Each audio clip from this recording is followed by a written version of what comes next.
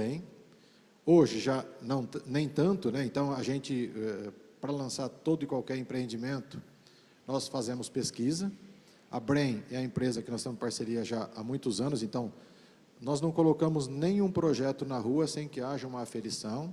Essa semana eu vi mais você que minha esposa, por sinal. A gente conversa muito. Então, é verdade, né, Guilherme? Então, a gente conversa muito, a gente troca muito. Por quê?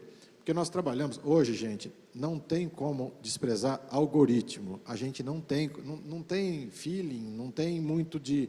Lógico, tem algumas empresas que têm um feeling um pouco mais apurado. Mas nós que lidamos ali com o econômico e o baixa renda, algoritmo é tudo. Você tem que ter pesquisa, você tem que ter assertividade, porque depois que você lançou, imagina, e você tem que virar torcedor para que dê certo, a probabilidade de você ter um problema é muito grande. Haja visto o que aconteceu no mercado ultimamente. Estamos vivendo um momento de inflação e juros, né? Automaticamente isso desabilita a renda, né? Acaba deixando o poder aquisitivo um pouco menor. Especificamente no caso da RNI, quando nós voltamos para o Minha Casa Minha Vida, hoje Casa Verde e Amarela, nós voltamos no faixa 3. Nós não quisemos ir para o faixa 2 e 1,5, e nem o faixa 1. Faixa 1 a gente nunca foi.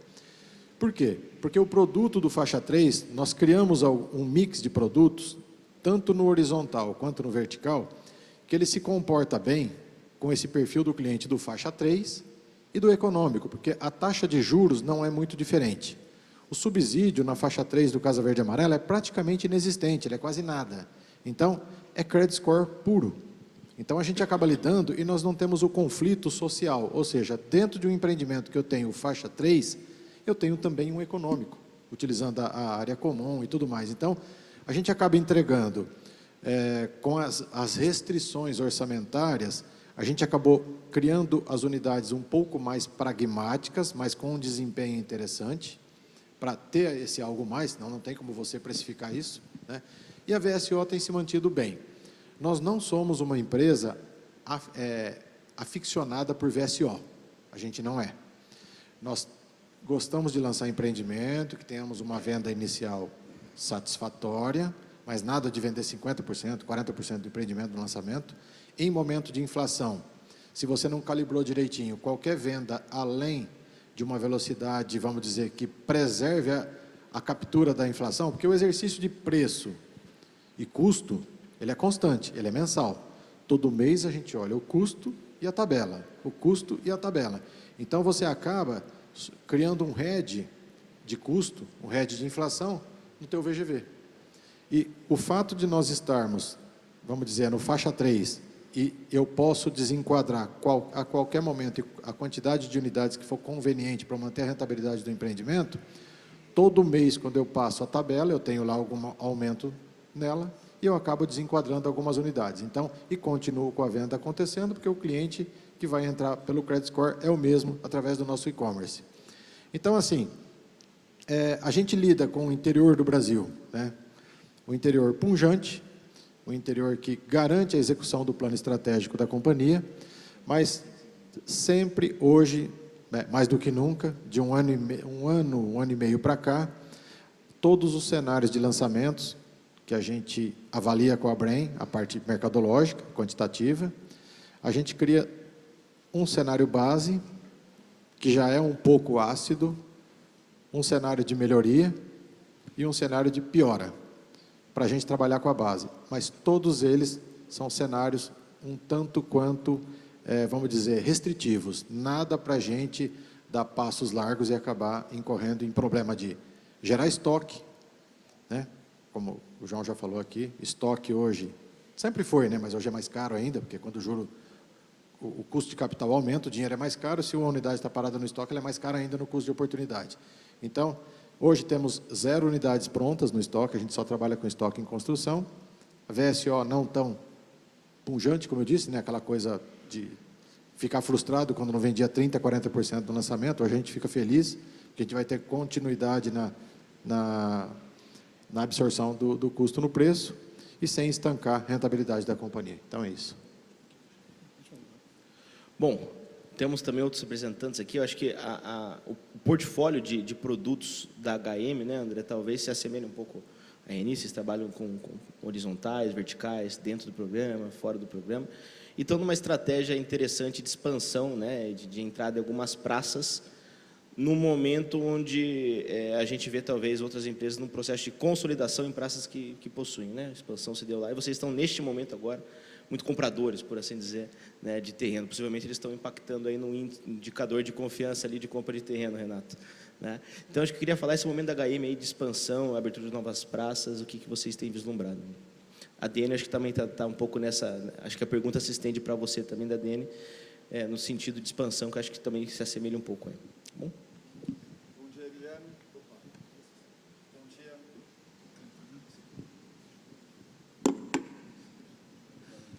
Agora vai. Bom dia, Guilherme e França. Obrigado pelo convite. As duas instituições são nossas parceiras, né? A Abrainc representando o setor brilhantemente, a Brem, nossa parceira também aí nas pesquisas, nas discussões. Bom dia a todos. Queria dar um bom dia especial à Turma HM, né? Que é a nossa casa. A Turma HM está aqui em peso. Então, sejam bem-vindos aí a Campinas também. A gente está num processo realmente de expansão, já que Campinas sempre foi a nossa casa, a HM tem um histórico aqui de mais de 40 anos, e dentro da estratégia de crescimento, a gente identificou que seria muito difícil a gente crescer e atingir o tamanho, a escala que a HM quer ter, se concentrando só na região de Campinas. Também a companhia se preparou, né, montou equipe de engenharia, equipe de novos negócios, incorporação, para atuar em outras regiões, né, pesquisando as regiões, buscando terrenos, mas com muita disciplina financeira também, né. A gente acredita que o projeto tem que dar dinheiro, né. Então, nesse ambiente onde os terrenos estão mais caros, o custo de construção cada vez mais alto, a gente está 70% no Casa Verde e Amarela, então também a flexibilidade que a gente tem de repassar para o preço é pequena. Trabalhar muito na eficiência de obra para conseguir ser uma empresa eficiente e conseguir encaixar o produto no mercado. Tudo isso para nós faz parte da estratégia de crescimento, né, para que a gente seja uma empresa saudável. Aqui o colega comentou sobre o custo de capital, né, acho que isso que preocupa muito a todo mundo, né, todo mundo que está lidando aí com crédito corporativo vê que as taxas hoje de captação são taxas altíssimas, né, a tendência de queda, mas ainda num patamar muito alto. Então, alocar bem o capital passa a ser também uma sobrevivência para a companhia. Acho que um outro ponto que nos surgiu ainda aqui, que também nos preocupa, é a mão de obra, né? Então, quando a gente olha a escassez de mão de obra, e se a economia cresce um pouco, isso se acentua. No nosso caso, a gente trabalha com parede de concreto, e aí precisa de uma mão de obra um pouquinho mais especializada. A gente já teve problema em cidades que a gente começou a operar, em desenvolver parceiros e ter eficiência nesse processo, né? Então, a HM vê o mercado de maneira muito positiva, né? Eu acho que a demanda, como a gente viu aqui nas pesquisas, é algo que ninguém duvida, né? Existe déficit, existe pessoas buscando moradia, existe crédito, né? Também acho que aqui todo mundo acredita, né, que seja A ou B, como foi falado aqui, o programa Casa Verde e Amarela e o crédito vai estar disponível, um crédito competitivo, como a gente viu também aí na apresentação do Renato. Mas os desafios vêm depois disso, né? Demanda e crédito tem, mas aí vem questão de renda, de custo, financiamento, né, com crédito corporativo. Então, a gente está nesse processo de crescimento, vai continuar, a ambição da HM é ser uma empresa grande no setor, mas com bastante prudência, com o pé no chão e sendo uma empresa viável. Queria puxar também mais da lógica de expansão também que a ADN tem aberto muitas cidades. A gente falou há pouco no COF, inclusive o porte dessas cidades. E vocês têm transitado em cidades de porte, ali falou entre 100 e 250, idealmente acima de 250 mil habitantes.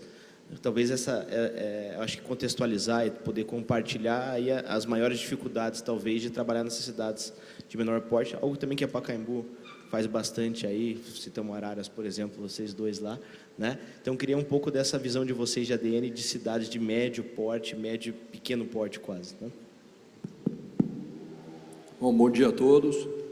Quero agradecer aqui ao França pela oportunidade de participar aqui desse fórum da Abrainc, dizer que é uma honra estar aqui em Campinas. Campinas é minha cidade E é um prazer poder falar do interior, que a gente conhece bem, meu sócio Silvio também está aqui, é de Ourinhos, a nossa sede é lá em São Carlos, então a gente conhece bastante o interior, a gente acabou focando bastante no interior, e eu acho que o interior tem alguns aspectos, né?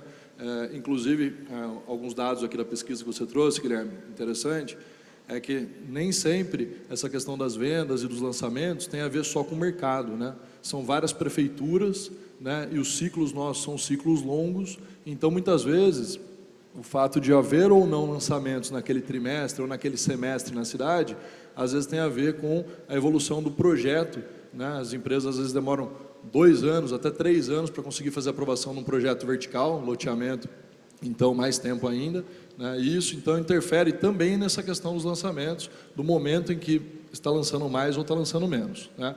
A ADN, a gente sempre especializou num produto, pensando, focando muito na qualidade dele, tentando trazer, mesmo para o segmento do Minha Casa Minha Vida ou do Casa Verde e Amarela, um produto com vários diferenciais que se compara hoje a um médio padrão.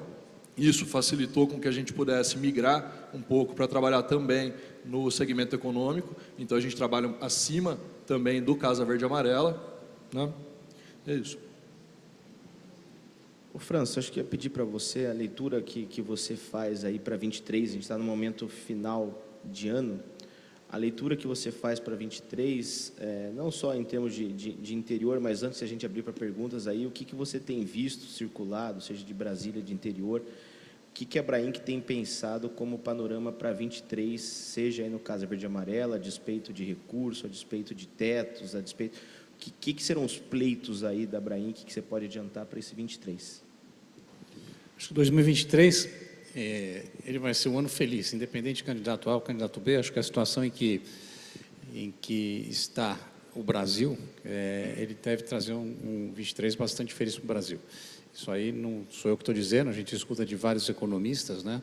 E o Brasil, em 2023, também, se não tiver nenhuma catástrofe externa, a gente deve ter uma boa surpresa com a redução de taxa de juros, né? Sem dúvida nenhuma, com a inflação sob controle, a taxa de juros deve começar a cair. A queda, eu não imagino uma queda brusca, eu imagino uma queda lenta de taxa de juros, mas já é um bom indicativo a gente olhar uma queda de taxa de juros. Isso é importantíssimo, principalmente o que foi dito aqui, quando a gente precisa de dinheiro e toma dinheiro no corporativo, para, se não está ligado